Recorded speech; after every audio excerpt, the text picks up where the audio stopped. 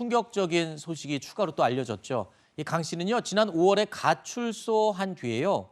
교도소에 있을 때 심리 상담을 받았던 강사에게 전화를 했던 내용이 있는데 그 녹취가 지금 공개가 됐습니다.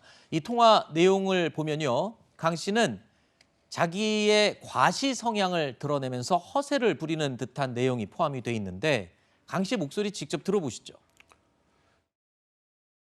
후에 1년 후에 이보다 더 난 펠리스카도 들어갈 수 있다. 그런 의욕이 제가 굉장히 강해요, 실질적으로. 저는 그런 걸 막 안 피하거든요.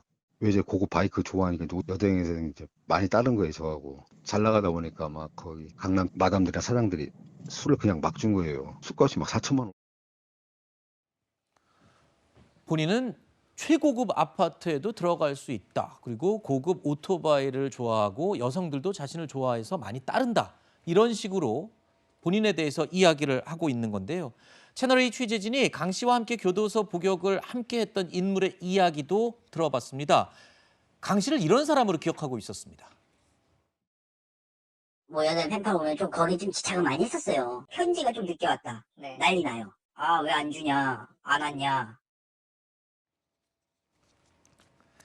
강 씨가 지난 5월에 가출소를 하고 얼마 지나지 않아서요. 교도소에서 알게 된 심리치료 강사에게 전화를 걸었던 내용 앞서 저희가 전해드렸었죠.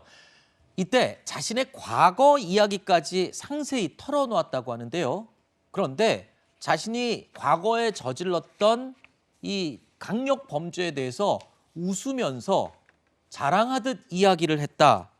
이런 얘기까지 나오고 있군요. 그러니까요. 제가 볼 때는 전혀 반성을 안 하는 거예요. 본인이 네. 잘못해 2005년도에 있었던 일이거든요. 공범 3명과 함께 여성 30여 명을 납치하거나 위협해서 돈을 빼앗고 성폭행한 혐의로 붙잡혀가지고 징역을 살았잖아요. 15년을 선고받았는데 그 문제를 얘기하면서 웃으면서 얘기를 했다는 거예요. 그 말은 반성을 안 하는 거예요. 그냥 자기의 치적 중에 하나로 생각하지 않았을까라고 오해를 불러일으킬 만한 얘기예요. 네. 그 말은 이 사람이 기본적으로 갖고 있는 생각 자체는 본인이 했던 범죄 행위에 대해서 반성의 기미가 전혀 없다고 저는 보여요.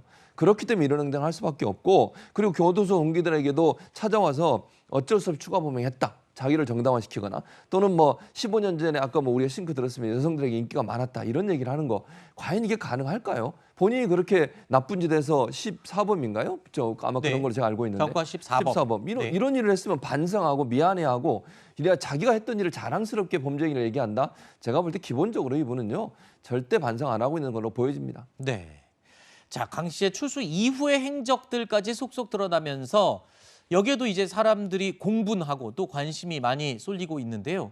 그런데요, 이 사회에 나와서의 행동뿐만 아니라 이번에는요, 교도소에 있을 때 알았던 이 교화위원에게도 끈질기게 돈을 요구했던 사실이 또 드러났습니다. 아니, 이건 또 어떻게 된 겁니까? 교도소에 있던 사람들에게까지 이 혀를 내두르게 했다면서요? 그러니까요. 교도소에 같이 근무했던 사람이 나오고 나서 자기가 화장품 판매하는데 좀 팔아달라. 돈이 없다. 돈 좀 보내달라. 이렇게 요구를 하고 또 교화요원이라고 그래서 이제 밖에서 들어가서 교화하는데 도움을 주시는 분들이 있거든요. 봉사활동하시는 분들.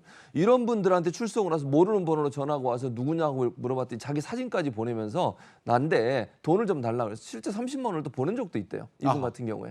근데 이게 한두 번이 아니라 끈질기게 계속 돈을 요구하고 있으니 이런 사람 같은 경우에 자기 아는 사람, 교화 요원들, 심리 상담 요원들 이런 분들한테 계속 전화해서 본인이 필요할 때마다 그들에게 뭔가를 얻어내고 뜯어내려고 하는 그런 의도가 있지 않나는 생각이 들 정도입니다. 네. 제가 볼 때 아까 말씀드린 반성 안 할 뿐만 아니고요. 이런 사람들에게 또 다른 범죄의 대상이 될 수도 있는 위험성에 빠질 수 있는 그런 상당히 위험한 상황이었어요. 저는 네. 그렇게 보이고 2명이나 저런 나쁜 짓을 해서 생명을 앗아간 저런 행동 저거 만약 잡히지 않았으면 앞으로 그런 일이 또 일어났을 가능성도 저는 충분히 예측해 볼 수 있다고 봅니다. 본인도 영장실질 심사 받고 나오면서 기자들을 향해서 그 얘기를 했지 않습니까? 본인이 더 많은 범행을 저지르려고 했는데 아쉽다. 이런 말까지 했었던 기억이 나네요. 자, 통상적으로 이 조사가 시작되면요. 경찰은 피의자에게 변호사 입회 의사를 묻게 됩니다. 그런데 이 강 씨는요. 따로 변호사 선임을 희망하지 않는 것으로 지금 알려지고 있는데 전주현 변호사님. 이런 경우가 흔합니까? 아무리 이 흉악 범죄자라고 해도 변호사를 선임할 권리가 있는 거 아닙니까? 그런데 본인이 변호사 선임 안 하겠다고 지금 한 것으로 알려지고 있죠. 이게 흔하지 않으니까 지금 우리가 얘기를 하고 있는 거고요. 본인이 변호사- 그러면 혼자 대처를 하겠다는 겁니까? 아니, 그러니까 뭐 영장 심사를 받거나 재판을 받을 때는 아마 국선 변호인이 선임이 네. 되겠지만은 조사를 받을 때는 뭐 혼자서 받을 수도 있어요. 정 원하지 않는다면. 네네. 근데 저 사람이 저렇게 나오고 있는 이유는 변호인이 필요한 이유는 내가 어떤 형량을 낮추거나 네. 아니면은 억울한 부분이 있어가지고는 무죄를 주장하기 위해 그 변호인을 그렇죠. 선임을 하는데요.